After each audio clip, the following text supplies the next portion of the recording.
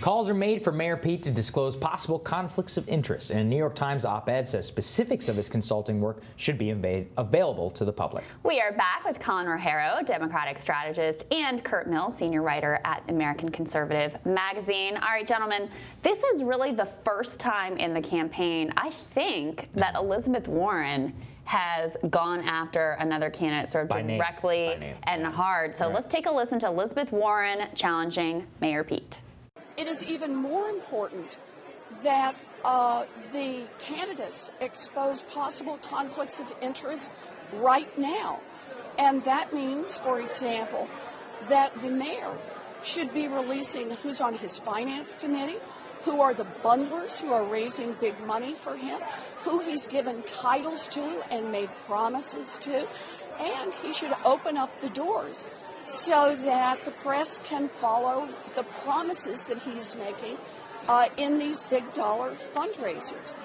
So now there's a few things there that she references. Right. She talks about McKinsey. She talks about who his bundlers are. She also talks about opening the doors to his fundraisers so we can see what promises are being made. I think that's all well taken. Pete did release a response just to the McKinsey part, saying he's calling on McKinsey to release that information. He claims he's under a non-disclosure agreement that keeps him from saying anything about his time there, so he calls on them to release that information. That's also after New York Times editorial board said that this was untenable, that no one knew anything about his consulting work. But for the moment, I want to focus on Elizabeth Warren here. I mean, she sees her slide in the polls as Pete is coming up, and she's starting to get a little serious here. She is. It's the first time we've actually seen some really hard contrasts drawn, except for in a couple of the debates. Hey, the race gets tough, you got to get tougher. And she is jumping up and getting tougher. And she's trying to draw a distinction between them because it looks like he's benefited from her slide. It's been pretty 100%. Close, almost they numerically. Share the same population. Exactly. Yeah. So she's doing her best to kind of remind people there is a difference here, and that's good. She should. Yeah. Now, on the McKinsey part, I don't really care about the McKinsey thing. I think, look, the McKinsey thing has been a huge benefit to him because he knows how to run an operation. There are widespread opinion that he is running the most well-oiled machine as a campaign of any of them. Right. And you know, when you work as a management consultant, you kind of get that. I care about the McKinsey thing because, I mean, look at how hard that Obama went, and very effectively after Mitt Romney, and I would say very justified for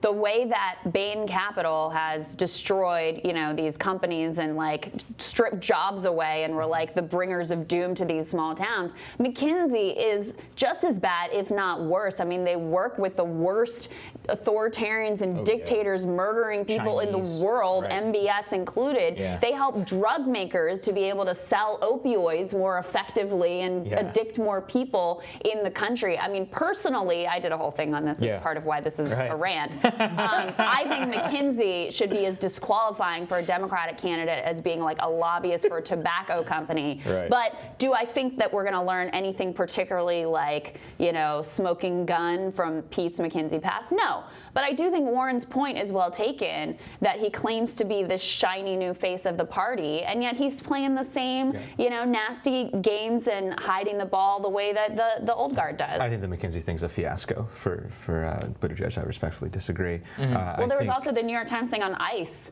and the way that McKinsey has helped ICE to be able to, like, they were like too brutal for ICE. I think the key with the McKinsey thing is that this party is moving left. Biden has conceded that, and if Buttigieg were to be the nominee, I think he would actually struggle to consolidate the socialist-leaning base more than even Biden would. Biden would probably try to put a left-winger on there as his VP, and he would be an established brand, and people would think he'd only serve 4 years. Versus Pete is 37 years old.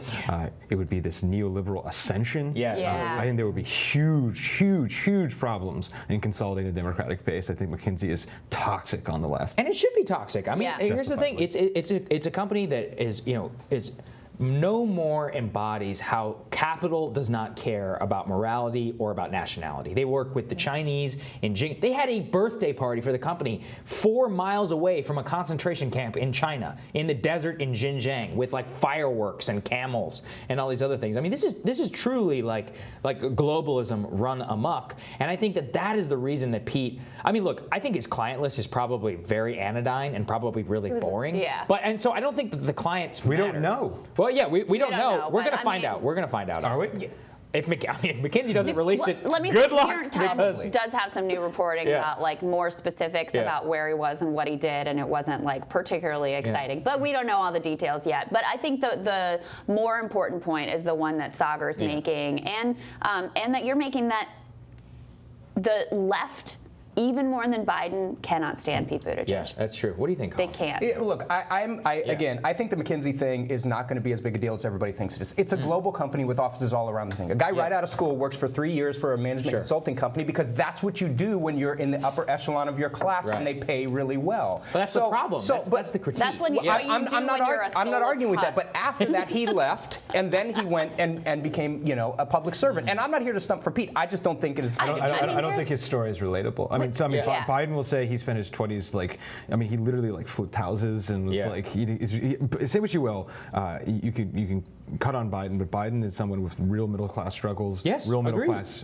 tragedy. His family has had unbelievable travails versus Buttigieg. The argument could be he hasn't done very much, and his path has basically been gilded. I don't think hasn't done very much. I don't think people really care that much about it. But he obviously thinks very highly of his intellect, his Harvard and his Rhodes and his 7 languages, et cetera, et cetera. And this is part of the problem with America, that people who have that gilded path and all the advantages of his childhood, private schools, wealthy enclaves, et cetera, that they use it to go and be like a consultant mercenary for a soulless company like McKinsey that will just sell out to anyone, whether it's ICE or China or Saudi Arabia, whoever the highest bidder is. To me, that's what you choose to make your path in life is incredibly telling. Yeah. Look, I don't think we've gone through Pete's real story yet. I think, look, we all know we're in a country that's at extremes now. And if you look at Donald Trump and you look at Pete Buttigieg, these are kind of extremes. So I think people said, I'm going to jump over here with this because I really don't like that. This is a guy who bungles his English, and this is a guy who speaks 7 languages. Completely different. You can say hello in 7 languages. Okay, fair enough. but look, we've all had jobs that weren't the best jobs in the world in our early 20s and out of school. Yeah. I did everything. I keep telling people I'm the best coffee getter in the world because I was a PA on every set you could be on. But going from Harvard to McKinsey, I don't blame him for that. That's more that's of an not economic. getting coffee for it's an for economic someone. critique, and the problem is that Pete doesn't see any problem with the fact that the best and the brightest all go work at McKinsey. I think that's what the real problem is here. Yeah. But I mean, broadly, that we all agree with. Right? And so the question here is all about Pete Buttigieg and how he sees the actual problems in the country, because it's like what Kurt is saying. Say what you will about Biden, but I think he has a legit theory of the case. It's very much rooted in the 1960s and the 1970s of coming at it, this neoliberalism, and he thinks that, rising, better trade is better for all, and that's what really helps the struggles. And Pete very he much whatever is convenient. Exactly. Is whatever is convenient, and right now what's convenient for him with these Wall Street fundraisers. I mean, he has the second most billionaires that have donated to him in the campaign. He's all over. He's always in Manhattan raising money, always in Silicon Valley raising money. That's the problem with him. That's with Zuckerberg. Hanging out with Mark Zuckerberg. I mean, these or who literally staffed his campaign. He recommended somebody to work on his campaign. I think it's bizarre, right? Well, Facebook will embed people in campaigns to help you do their advertising. Funny how that works out. But no, look, I think Pete is soft in terms of his story. I think that is the main point here. Nobody knows really his entire story. They know some points about him, but they don't know him yet. Right. And when we get to that point, that could be problematic. I don't disagree with that at all. I think McKinsey's not the big part of that. The good news is, Kurt, Pete's not going to be the nominee. He has not with no the black support in any minority community. So he may do well in Iowa. He would have to think all of these people giving him money know nothing about politics. That would be insane, right? I don't think there's no chance. Maybe 10%. 10%. I do think. I wouldn't give him that. I do think of the top 4, he's the weakest against the president. I think he's the weakest against the president. I think he has the least likely of those 4 because all 3 of them at least have some diversity. Although that's not a universal view. I know that a lot of Republicans are chomping at the bit to get to Biden, and I don't know. I think Buttigieg is clearly the low-hanging fruit. Hands down, he would be a landslide victory for Trump. All right, guys. Thank you. Thanks, guys. Thank you. Enjoy your weekends. Next week on Rising, Nevada is an early primary state, but it often gets overlooked in election coverage. So a reporter from the Silver State, she's going to share what's happening on the ground there. That was a really great interview. Check that one out. And also, friend of the show, Sam Cedars, going to react to all the latest national 2020 news. Right. Have a great weekend, everyone. We'll see you back here on Monday. See you tomorrow.